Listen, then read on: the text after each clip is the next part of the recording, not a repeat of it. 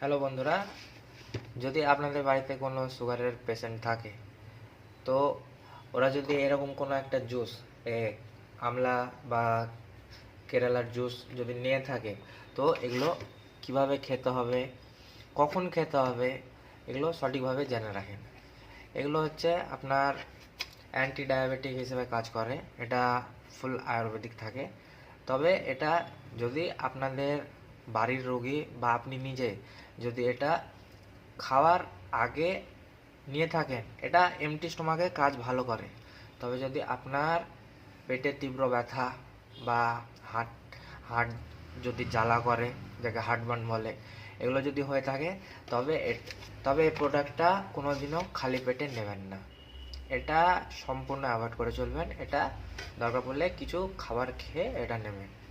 দ্বিতীয়ত হচ্ছে, যদি আপনারা সকালে নাস্তার পর যদি সুগারের কোনো মেডিসিন নিয়ে থাকেন, তাহলেও এই প্রোডাক্টটা অ্যাভয়েড করবেন। কারণ এই প্রোডাক্টটা খেলে আর আপনার যে সুগারের ওষুধটা খাচ্ছেন, এটা একসাথে খেলে আপনাদের হাইপার গ্লাইসেমিয়া মানে সুগারটা অতিরিক্ত নিচে নেমে যাবে।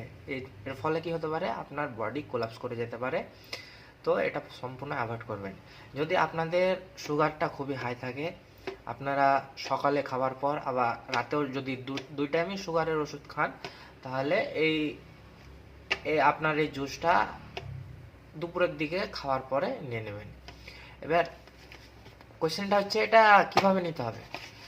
তো আপনারা যখনই এটা নেবেন, তো 100 ml জলে বা 1 গ্লাস মতো জলে এটা 10 থেকে 20 ml মতো চামচে করে নিয়ে সেই জলে গুলে ওটা আপনারা সেবন করবেন। তো আজকের জন্য এটাই। Thank you.